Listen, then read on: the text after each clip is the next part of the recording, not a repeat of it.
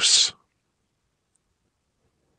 There once lived in the woods an old rabbit gentleman named Uncle Wiggily Longears, and in the hollow stump bungalow where he had his home there also lived Nurse Jane Fuzzy Wuzzy, a muskrat lady housekeeper. Near Uncle Wiggily there was, in hollow trees, or in nests, or in burrows under the ground, many animal friends of his, rabbits, squirrels, puppy dogs, pussy-cats, frogs, ducks, chickens, and others, so that Uncle Wiggily and Nurse Jane were never lonesome. Often Sammy or Susie Littletail, a small boy and girl rabbit, would hop over to the hollow stump bungalow and call, "Uncle Wiggily! Uncle Wiggily! Can't you come out and play with us?" Then the old rabbit gentleman, who was as fond of fun as a kitten, would put on his tall silk hat, take his red, white, and blue-striped barber-pole rheumatism crutch that Nurse Jane had gnawed for him out of a cornstalk, and he would go out to play with the rabbit children, about whom I have told you in other books. Or perhaps Johnny and Billy Bushytail, the squirrel boys, might ask Uncle Wiggily to go after hickory nuts with them. Or maybe Lulu, Alice, or Jimmy Wibblewobble, the duck children, would want their bunny uncle to see them go swimming. So, altogether, Uncle Wiggily had a good time in his hollow stump bungalow which was built in the woods. When he had nothing else to do, Mr. Longears would go for a ride in his airship. This was made of a clothes basket, with toy circus balloons on it to make it rise up above the trees. Or Uncle Wiggily might take a trip in his automobile, which had big bologna sausages on the wheels for tires.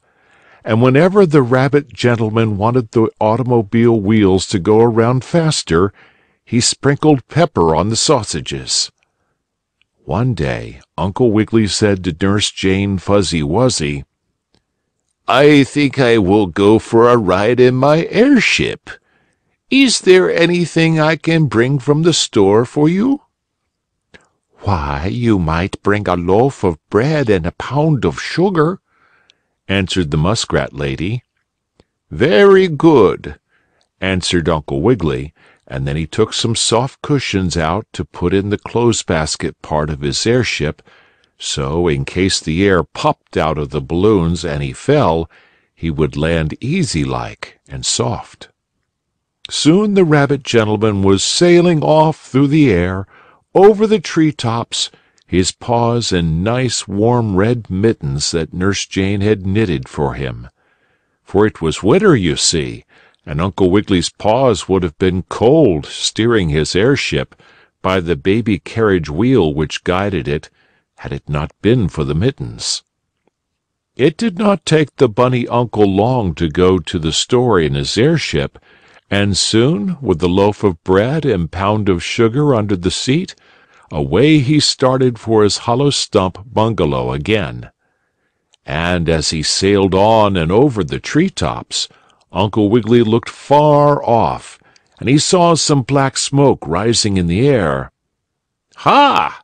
That smoke seems to be near my hollow stump bungalow," he said to himself. "I guess Nurse Jane is starting a fire in the kitchen stove to get dinner. I must hurry home."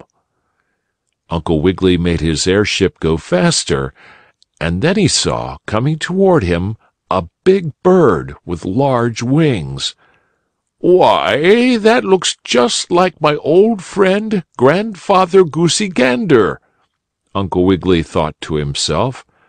"I wonder why he is flying so high. He hardly ever goes up so near the clouds. And he seems to have someone on his back," spoke Uncle Wiggily out loud this time, sort of talking to the loaf of bread and the pound of sugar. "A lady, too," went on the bunny uncle. "A lady with a tall hat on, something like mine, only hers comes to a point on top. And she has a broom with her. I wonder who it can be." And when the big white bird came nearer to the airship, Uncle Wiggily saw that it was not Grandfather Goosey Gander at all, but another big gander, almost like his friend, whom he often went to see. And then the bunny uncle saw who it was on the bird's back. "Why, it's Mother Goose!" cried Uncle Wiggily Longears. "It's Mother Goose! She looks just like her pictures in the book, too." "Yes, I am Mother Goose," said the lady who was riding on the back of the big white gander. "I am glad to meet you, Mother Goose," spoke Mr. Longears. "I have often heard about you. I can see over the tree-tops that Nurse Jane Fuzzy Wuzzy, my muskrat lady housekeeper, is getting dinner ready. I can tell by the smoke. Will you not ride home with me? I will make my airship go slowly so as not to get ahead of you and your fine gander goose." "Alas, Uncle Wiggily," said Mother Goose, scratching her chin with the end of the broom handle, "I cannot come home to dinner with you, much as I would like it. Alas, alas!" "Why not?" asked the bunny uncle. "Because I have bad news for you," said Mother Goose. "That smoke which you saw over the tree-tops was not smoke from your chimney as Nurse Jane was getting dinner." "What was it, then?" asked Uncle Wiggily, and a cold shiver sort of ran up and down between his ears, even if he did have warm red mittens on his paws. "What was that smoke?" "The smoke from your burning bungalow," went on Mother Goose. "It caught fire when Nurse Jane was getting dinner, and now—" "Oh, don't tell me Nurse Jane is burned!" cried Uncle Wiggily. "Don't say that!" "I was not going to," spoke Mother Goose kindly, "but I must tell you that your hollow stump bungalow is burned to the ground. There is nothing left but some ashes." And she made the gander, on whose back she was riding, fly close alongside of Uncle Wiggily's airship. "My nice bungalow burned!" exclaimed the rabbit gentleman. "Well, I am very, very sorry for that. But still it might be worse. Nurse Jane might have been hurt, and that would have been quite too bad. I dare say I can get another bungalow." "That is what I came to tell you about," said Mother Goose. "I was riding past when I saw your woodland hollow stump house on fire, and I went down to see if I could help.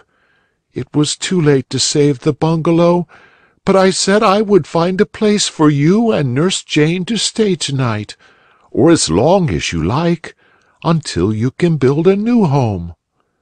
"That is very kind of you," said Uncle Wiggily. "I hardly know what to do." "I have many friends," went on Mother Goose. "You may have read about them in the book which tells of me. Any of my friends would be glad to have you come and live with them.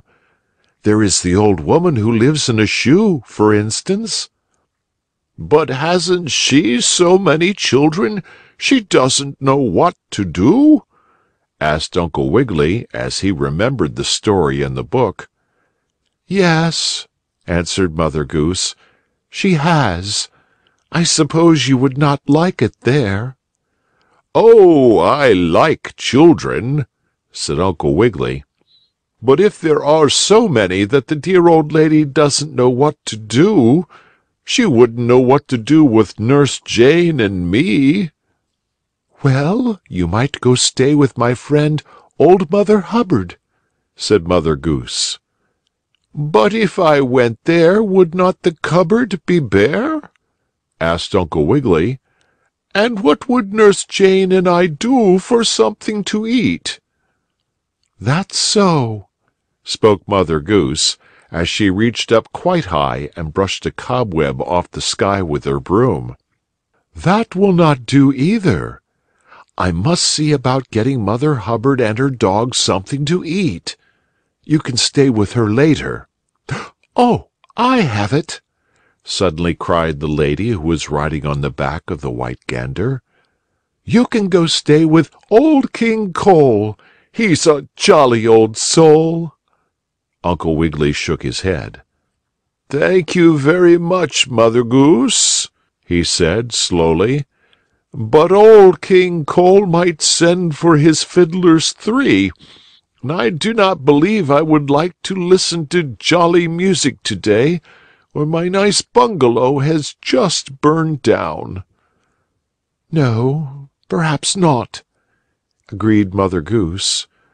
"Well, if you can find no other place to stay tonight, come with me. I have a big house, and with me live Little Bo Peep, Little Boy Blue, who is getting to be quite a big chap now, Little Tommy Tucker, and Jack Sprat and his wife. Oh, I have many other friends living with me, and surely we can find room for you." "Thank you," answered Uncle Wiggily. "I will think about it." Then he flew down in his airship to the place where the hollow stump bungalow had been, but it was not there now. Mother Goose flew down with her gander after Uncle Wiggily. They saw a pile of blackened and smoking wood, and near it stood Nurse Jane Fuzzy Wuzzy, the muskrat lady, and many other animals who lived in Woodland with Uncle Wiggily. "Oh, I am so sorry!" cried Nurse Jane. "It is my fault. I was baking a pudding in the oven, Uncle Wiggily. I left it a minute while I ran over to the pen of Mrs. Wibblewobble, the duck lady, to ask her about making a new kind of carrot sauce for the pudding. And when I came home, the pudding had burned, and the bungalow was on fire." "Never mind," spoke Uncle Wiggily kindly. "As long as you were not burned yourself, Nurse Jane." "But where will you sleep tonight?" asked the muskrat lady sorrowfully. "Oh," began Uncle Wiggily, "I guess I can—" "Come stay with us!" cried Sammie and Susie Littletail, the rabbit children. "Or with us," invited Johnnie and Billie Bushytail, the squirrels. "And why not with us?" asked Nanny and Billy Wagtail, the goat children. "We'd ask you to come with us," said Jolly and Jilly Longtail, the mouse children, "only our house is so small." Many of Uncle Wiggily's friends, who had hurried up to see the hollow stump bungalow burn while he was at the store, now in turn invited him to stay with them. "I myself have asked him to come with me," said Mother Goose, "or with any of my friends. We all would be glad to have him." "It is very kind of you," said the rabbit gentleman, "and this is what I will do until I can build me a new bungalow. I will take turns staying at your different hollow tree homes, your nests, or your burrows underground. And I will come and visit you also, Mother Goose, and all of your friends, at least such of them as have room for me. Yes, that is what I'll do. I'll visit around now that my hollow stump home is burned. I thank you all. Come, Nurse Jane, we will pay our first visit to Sammie and Susie Littletail, the rabbits." And while the other animals hopped, skipped, or flew away through the woods, and as Mother Goose sailed off on the back of her gander to sweep more cobwebs out of the sky, Uncle Wiggily and Nurse Jane went to the Littletail burrow, or underground house. "Goodbye, Uncle Wiggily," called Mother Goose. "I'll see you again soon sometime, and if ever you meet with any of my friends, Little Jack Horner, Bo Peep, or the 3 little pigs, about whom you may have read in my book, Be kind to them." "I will," promised Uncle Wiggily. And he did, as you may read in the next chapter, when, if the sugar spoon doesn't tickle the carving knife and make it dance on the breadboard, the story will be about Uncle Wiggily and the first little pig. End of chapter 1.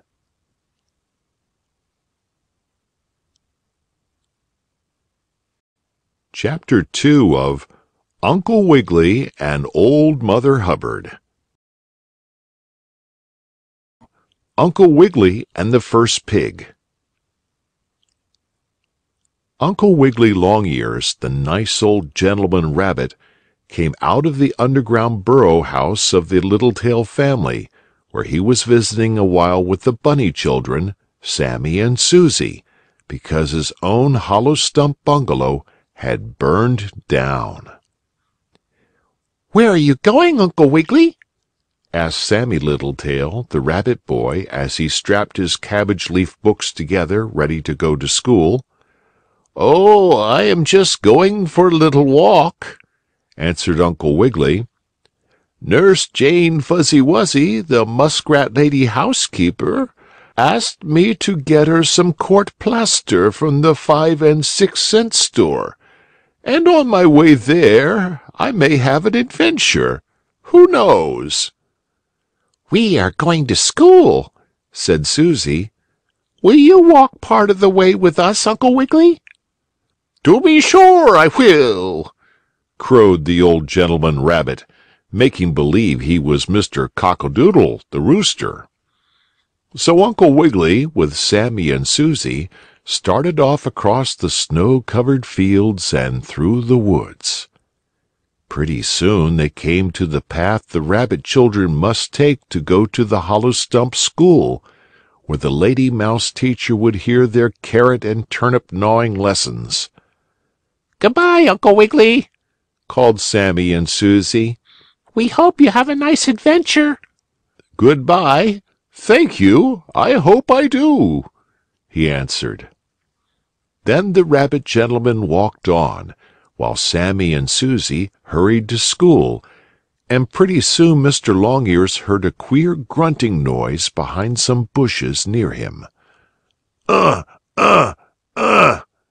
Came the sound. "Hello, who is there?" asked Uncle Wiggily. "Why, if you please, I am here, and I am the first little pig," came the answer, and out from behind the bush stepped a cute little piggy boy with a bundle of straw under his paw. "So you are the first little pig, eh?" asked Uncle Wiggily. "How many of you are there altogether?" "3, if you please," grunted the first little pig. "I have 2 brothers, and they are the second and third little pigs. Don't you remember reading about us in the Mother Goose book?" "Oh, of course I do," cried Uncle Wiggily, twinkling his nose. "And so you are the first little pig. But what are you going to do with that bundle of straw?" "I'm going to build me a house, Uncle Wiggily, of course," grunted the piggy boy. "Don't you remember what it says in the book? Once upon a time there were 3 little pigs named Grunter, Squeaker, and Twisty-Tail. Well, I'm Grunter, and I met a man with a load of straw, and I asked him for a bundle to make me a house. He very kindly gave it to me, and now I'm off to build it." "May I come?" asked Uncle Wiggily. "I'll help you put up your house." "Of course you may come. Glad to have you," answered the first little pig. "Only you know what happens to me, don't you?" "No, what?" asked the rabbit gentleman. "I guess I have forgotten the story." "Well, after I build my house of straw, just as it says in the Mother Goose storybook, along comes a big old wolf, and he blows it down," said the first little pig. "Oh, how dreadful!" cried Uncle Wiggily. "But maybe he won't come today." "Oh, yes, he will," said the first little pig. "It's that way in the book, and the wolf has to come." "Well, if he does," said Uncle Wiggily, "maybe I can save you from him." "Oh, I hope you can," grunted Grunter. "It is no fun to be chased by a wolf." So the rabbit gentleman and the piggy boy went on and on until they came to the place where Grunter was to build his house of straw. Uncle Wiggily helped, and soon it was finished. "Why, it is real nice and cozy in here," said Uncle Wiggily when he had made a big pile of snow back of the straw house to keep off the north wind, and had gone in with the little piggy boy. "Yes, it is cozy enough," spoke Grunter, "but wait until the bad wolf comes. Oh, dear." "Maybe he won't come," said the rabbit, hopeful-like. "Yes, he will," cried Grunter. "Here he comes now." And surely enough, looking out of the window, the piggy boy and Uncle Wiggily saw a bad wolf running over the snow toward them. The wolf knocked on the door of the straw house and cried, Little pig, let me come in." "No, no, by the hair of my chinny chin chin, I will not let you in," answered Grunter, just like in the book. "Then I'll puff, and I'll blow your house in," howled the wolf. Then he puffed, and he blew, and all of a sudden, over went the straw house. But, just as it was falling down, Uncle Wiggily cried, "Quick, Grunter, come with me. I'll dig a hole for us in the pile of snow that I made back of your house, and in there we'll hide where the wolf can't find us." Then the rabbit gentleman, with his strong paws, just made for digging, burrowed a hole in the snowbank, and as the straw house toppled down, into this hole he crawled with Grunter. "Now I've got you!" cried the wolf as he blew down the first little pig's straw house. But when the wolf looked, he couldn't see Grunter or Uncle Wiggily at all, because they were hiding in the snowbank. "Well, well!" howled the wolf. "This isn't like the book at all. Where is that little pig?" But the wolf could not find Grunter, and soon the bad creature went away, fearing to catch cold in his eyes.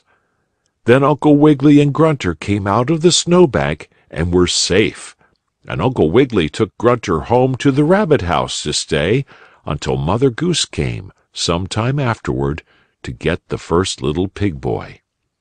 "Thank you very much, Uncle Wiggily," said Mother Goose, "for being kind to one of my friends."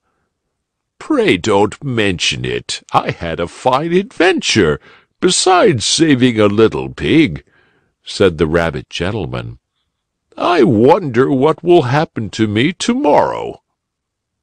And we shall soon see, for if the snowball doesn't wrap itself up in the parlor rug to hide away from the jam tart when it comes home from the moving pictures, I'll tell you next about Uncle Wiggily and the second little pig.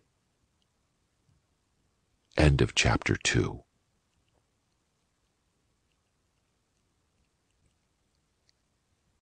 Chapter 3 of Uncle Wiggily and Old Mother Hubbard.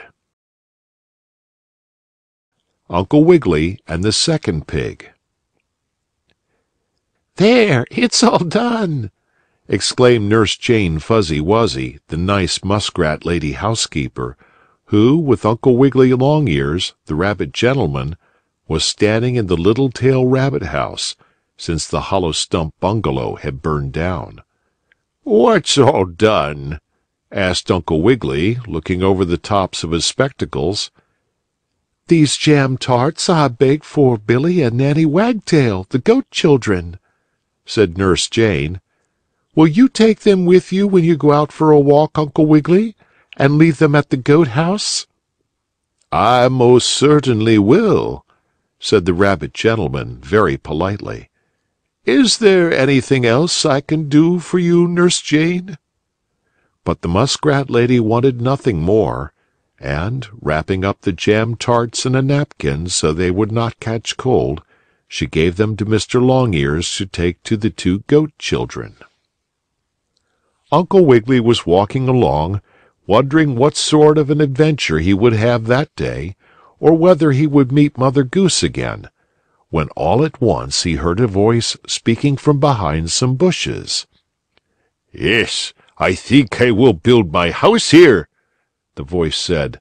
"The wolf is sure to find me anyhow, and I might as well have it over with. I'll make my house here." Uncle Wiggily looked over the bushes, and there he saw a funny little animal boy, with some pieces of wood on his shoulder. "Hello!" cried Uncle Wiggily, making his nose twinkle in a most jolly way. "Who are you, and what are you going to do?" "Why, I am Squeaker, the second little pig, and I'm going to make a house of wood," was the answer. "Don't you remember how it reads in the Mother Goose book? Once upon a time there were 3 little pigs named Grunter, Squeaker, and—" "Oh, yes, I remember," Uncle Wiggily said. "I met your brother Grunter yesterday and helped him build his straw house." "That was kind of you," spoke Squeaker. "I suppose the bad old wolf got him, though. Too bad. Well, it can't be helped, as it is that way in the book." Uncle Wiggily didn't say anything about having saved Grunter, for he wanted to surprise Squeaker, so the rabbit gentleman just twinkled his nose again and asked, "May I have the pleasure of helping you build your house of wood?" "Indeed you may, thank you," said Squeaker. "I suppose the old wolf will be along soon, so we had better hurry to get the house finished." Then the second little pig and Uncle Wiggily built the wooden house. When it was almost finished, Uncle Wiggily went out near the back door and began piling up some cakes of ice to make a sort of box. "What are you doing?" asked Squeaker. "Oh, I'm just making a place where I can put these jam tarts I have for Nanny and Billy Wagtail," the rabbit gentleman answered.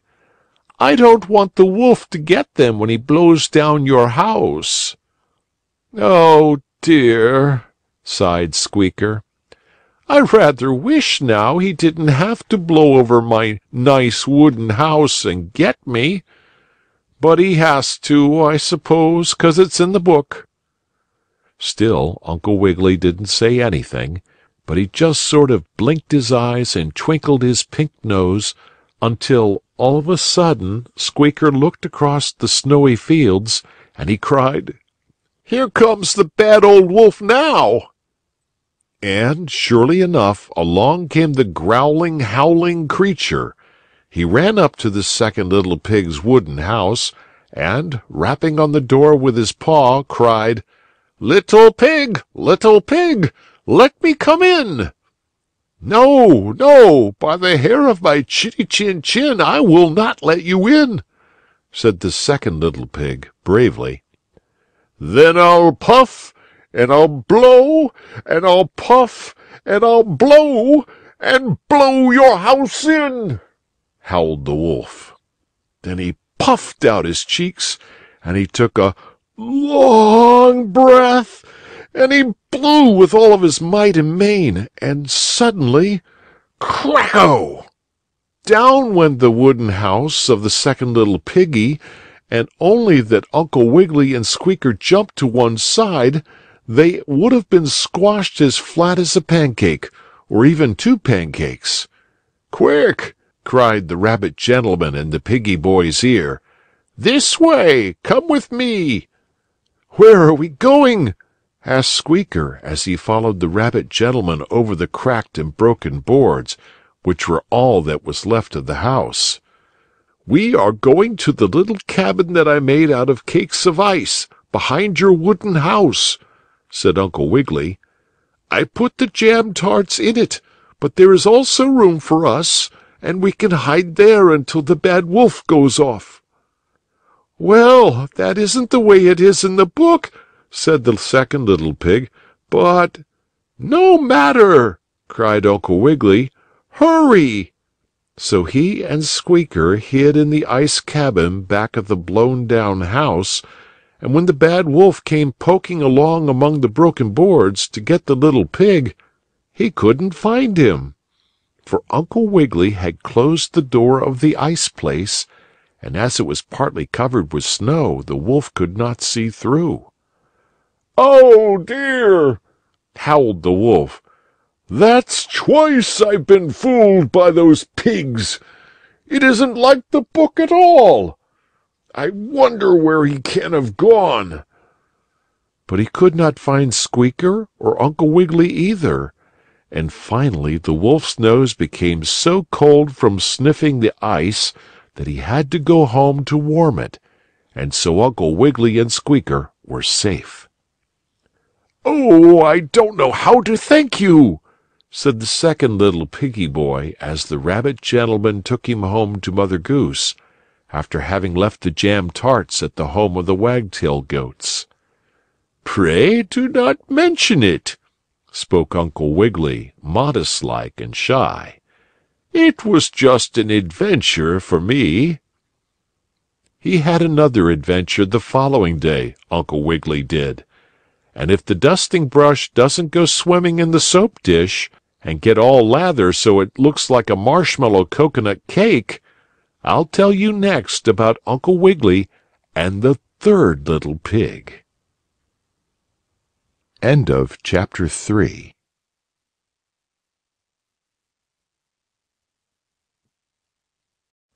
Chapter 4 of Uncle Wiggily and Old Mother Hubbard.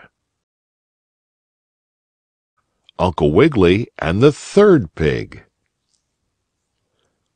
Uncle Wiggily Longears sat in the burrow, or house under the ground, where he and Nurse Jane Fuzzy Wuzzy, the muskrat lady, lived with the Littletail family of rabbits since the hollow stump bungalow had burned.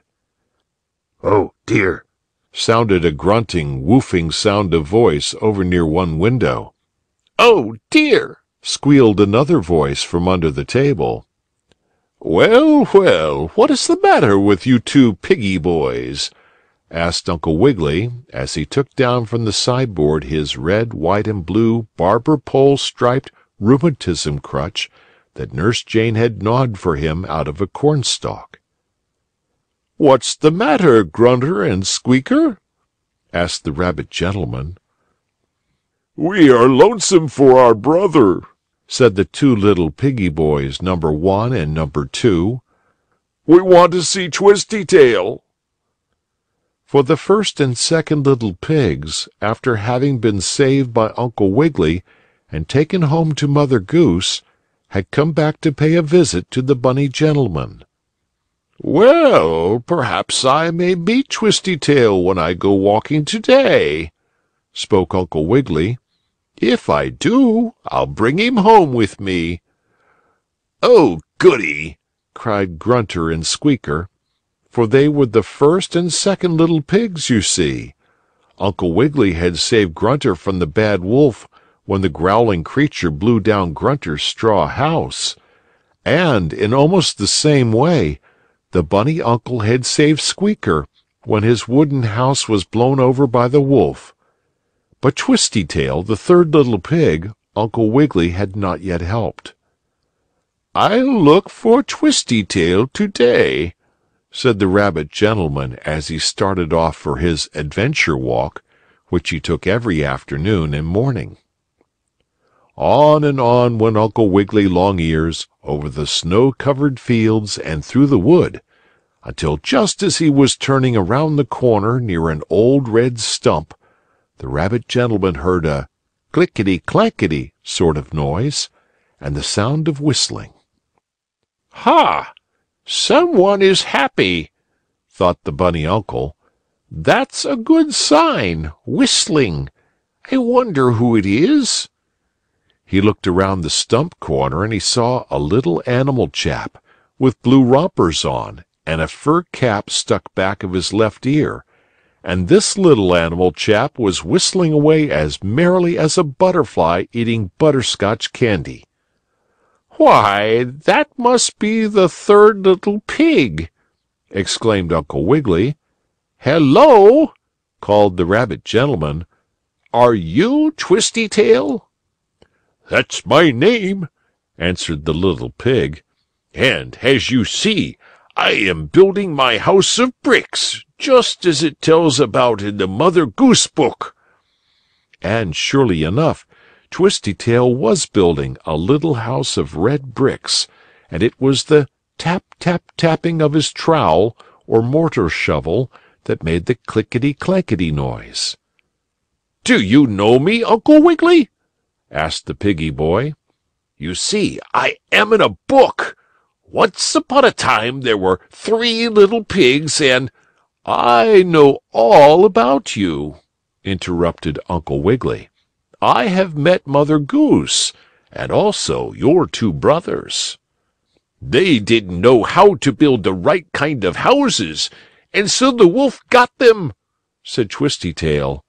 "I am sorry, but it had to happen that way, just as it is in the book." Uncle Wiggily smiled, but said nothing. "I met a man with a load of bricks, and I begged some of them to build my house," said Twisty-Tail. "No wolf can get me. No, siree! I'll build my house very strong, not weak like my brothers. No, indeed." "I'll help you build your house," offered Uncle Wiggily kindly, and just as he and Twisty-Tail finished the brick house and put on the roof, it began to rain and freeze. "We are through just in time," said Twisty-Tail, as he and the rabbit gentleman hurried inside. "I don't believe the wolf will come out in such weather."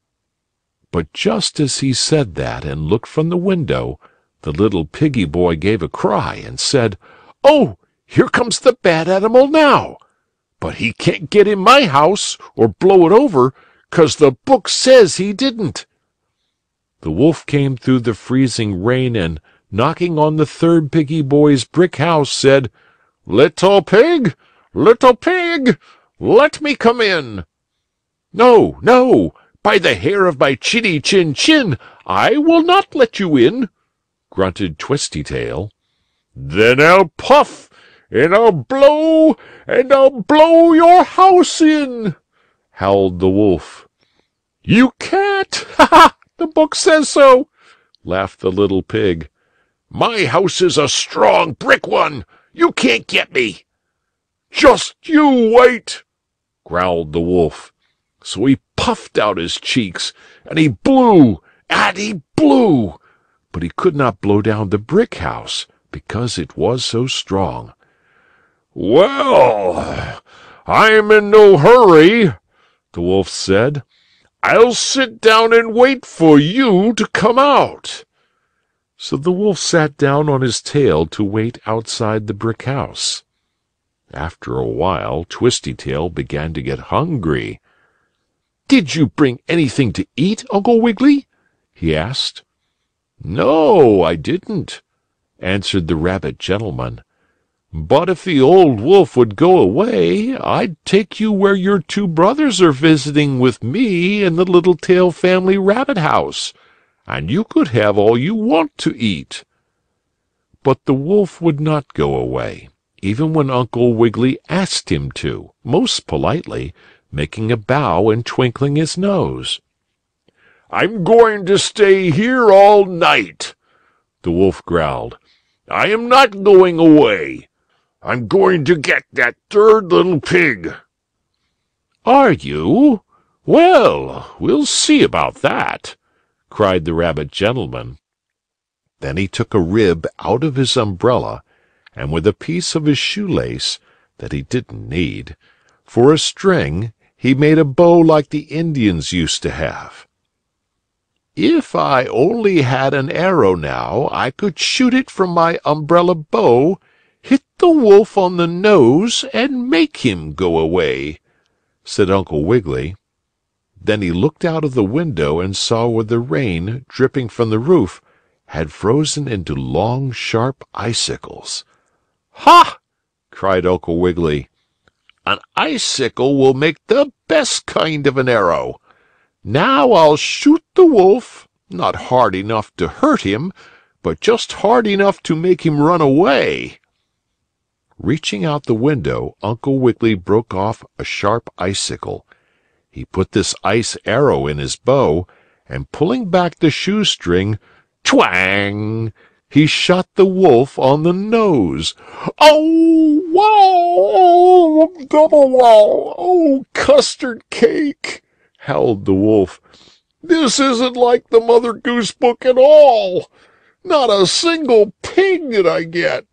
Oh, my nose! Ouch!" Then he ran away, and Uncle Wiggily and Twistytail could come safely out of the brick house, which they did, hurrying home to the bunny house where Grunter and Squeaker were, to get something to eat. So everything came out right, you see, and Uncle Wiggily saved the 3 little pigs one after the other.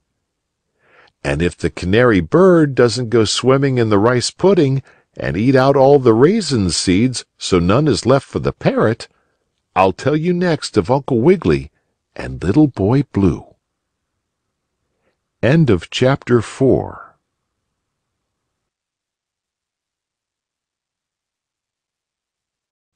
Chapter 5 of Uncle Wiggily and Old Mother Hubbard.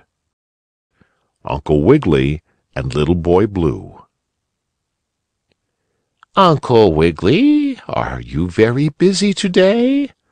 asked Nurse Jane Fuzzy Wuzzy, the muskrat lady housekeeper, who, with the old rabbit gentleman, was on a visit to the Bushytail family of squirrels in their hollow tree home.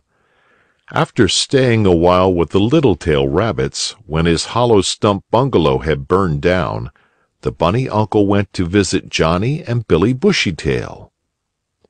"Are you very busy, Uncle Wiggily?" asked the muskrat lady. "Why, no, Nurse Jane, not so very," answered the bunny uncle. "Is there something you would like me to do for you?" he asked with a polite bow. "Well, Mrs. Bushytail and I have just baked some pies," said the muskrat lady, "and we thought perhaps you might like to take one to your friend, Grandfather Goosey Gander." "Fine!" cried Uncle Wiggily, making his nose twinkle like a star on a Christmas tree in the dark. "Grandpa Goosey will be glad to get a pie. I'll take him one." "We have it all ready for you," said Mrs. Bushytail, the squirrel mother of Johnny and Billy, as she came in the sitting room. "It's a nice hot pie, and it will keep your paws warm, Uncle Wiggily, as you go over the ice and snow through the woods and across the fields."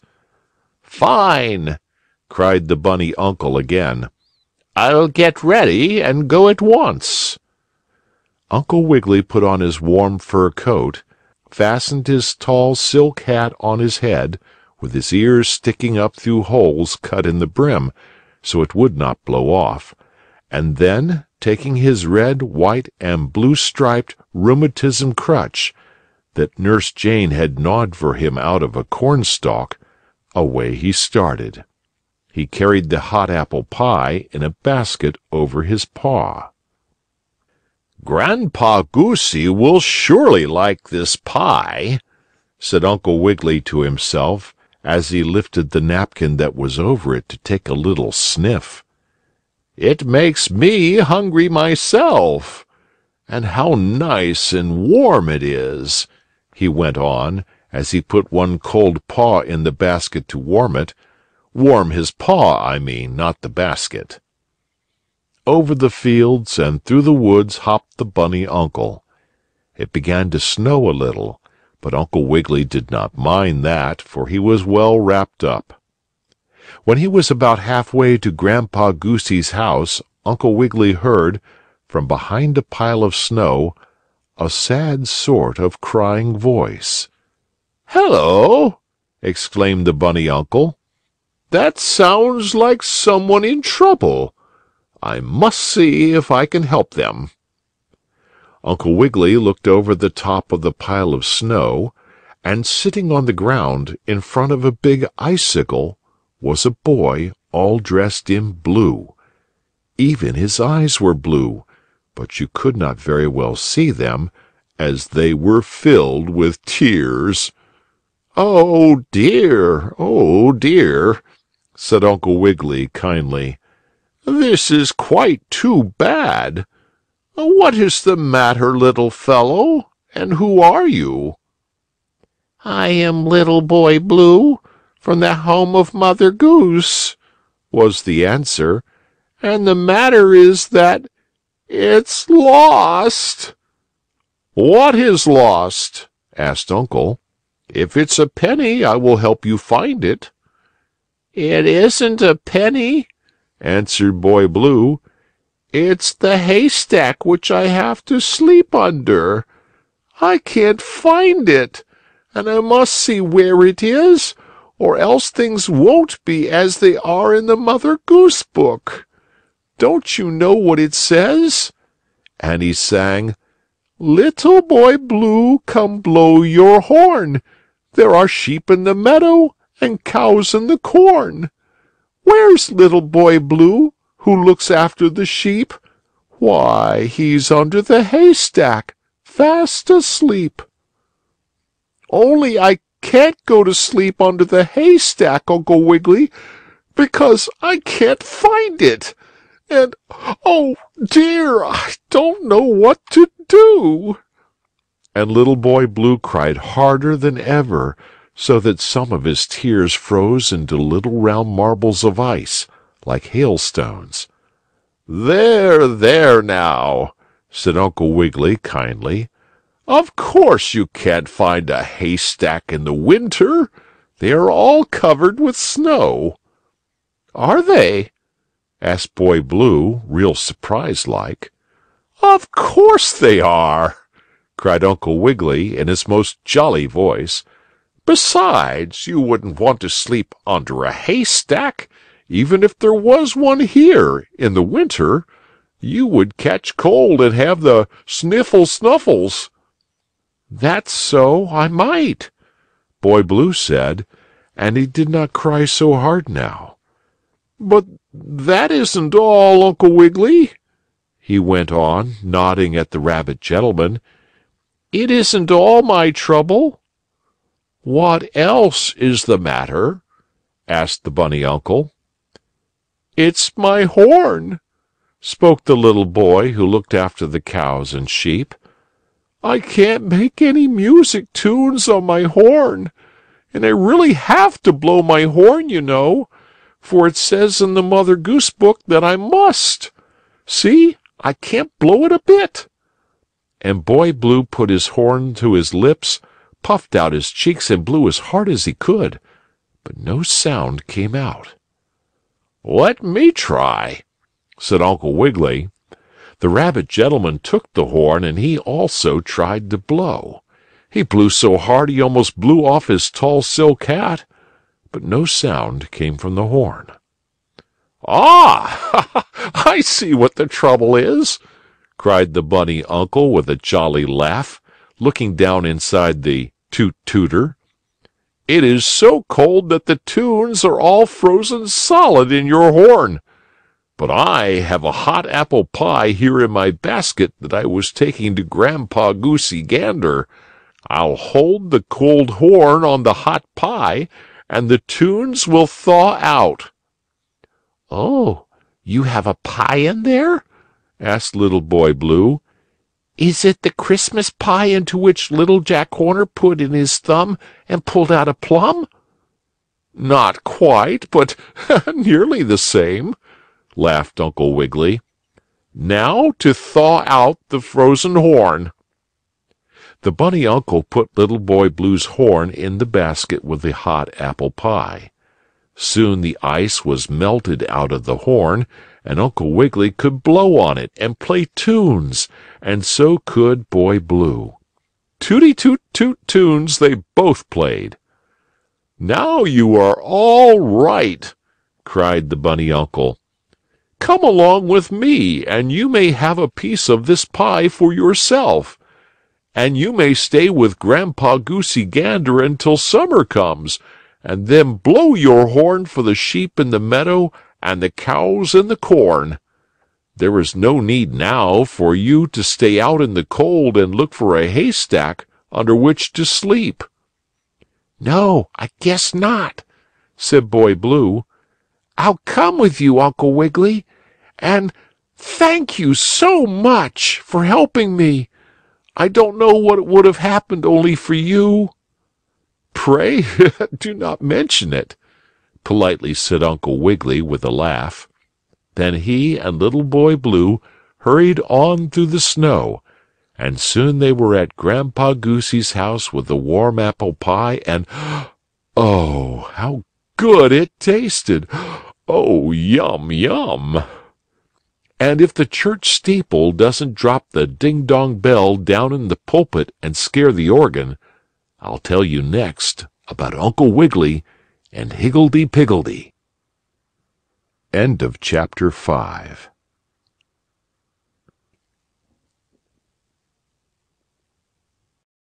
Chapter 6 of Uncle Wiggily and Old Mother Hubbard. Uncle Wiggily and Higgledy-Piggledy. One day Uncle Wiggily Longears, the nice old gentleman rabbit, was sitting in an easy chair in the hollow stump house of the Bushytail squirrel family, where he was paying a visit to Johnny and Billy Bushytail, the two squirrel boys.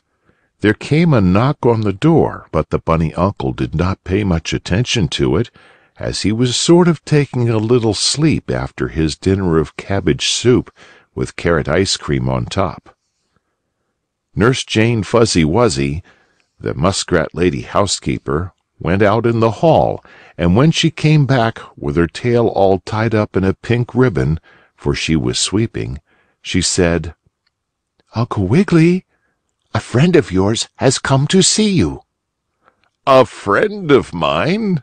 cried Uncle Wiggily, awakening so suddenly that his nose stopped twinkling. "I hope it isn't the bad old fox from the Orange Mountains." "No," answered Nurse Jane with a smile. "It is a lady." "A lady?" exclaimed the old rabbit gentleman, getting up quickly and looking in the glass to see that his ears were not crisscrossed. "Who can it be?" "It is Mother Goose," went on Nurse Jane. "She says you were so kind as to help Little Boy Blue the other day, when his horn was frozen and you thawed it on the warm pie, that perhaps you will now help her. She is in trouble." "In trouble, eh?" exclaimed Uncle Wiggily, sort of smoothing down his vest, fastidious-like and stylish. "I didn't know she blew a horn." "She doesn't," said Nurse Jane, "but I'll bring her in and she can tell you herself what she wants." "Oh, Uncle Wiggily!" cried Mother Goose as she set her broom down in one corner, for she never went out unless she carried it with her. She said she never could tell when she might have to sweep the cobwebs out of the sky. "Oh, Uncle Wiggily, I am in such a lot of trouble."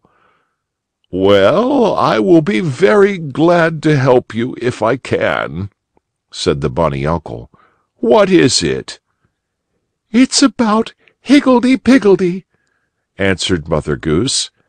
"Higgledy-Piggledy!" exclaimed Uncle Wiggily. "Why, that sounds like—" "She's my black hen," went on Mother Goose. "You know how the verse goes in the book about me and my friends." And taking off her tall peaked hat, which she wore when she rode on the back of the old gander, Mother Goose sang, "Higgledy-Piggledy, my black hen, she lays eggs for gentlemen, sometimes 9, and sometimes 10. Higgledy-piggledy, my black hen. Gentlemen come every day to see what my black hen doth lay." "Well," asked Uncle Wiggily, "what is the trouble? Has Higgledy-Piggledy stopped laying? If she has, I'm afraid I can't help you, for hens don't lay many eggs in winter, you know." "Oh, it isn't that," said Mother Goose quickly. "Higgledy-Piggledy lays as many eggs as ever for gentlemen, sometimes 9 and sometimes 10. But the trouble is the gentlemen don't get them." "Don't they come for them?" asked Uncle Wiggily, sort of puzzled-like and wondering. "Oh, yes, they come every day," said Mother Goose. "But there are no eggs for them. Someone else is getting the eggs Higgledy-Piggledy lays." "Do you suppose she eats them herself?" asked the old rabbit gentleman in a whisper. "Hens sometimes do, you know." "Not Higgledy-Piggledy," quickly spoke Mother Goose. "She is too good to do that. She and I are both worried about the missing eggs, and as you have been so kind, I thought perhaps you could help us." "I'll try," Uncle Wiggily said. "Then come right along to Higgledy-Piggledy's coop," invited Mother Goose. "Maybe you can find out where her eggs go to. She lays them in her nest, comes off once in a while to get something to eat, but when she goes back to lay more eggs, the first ones are gone."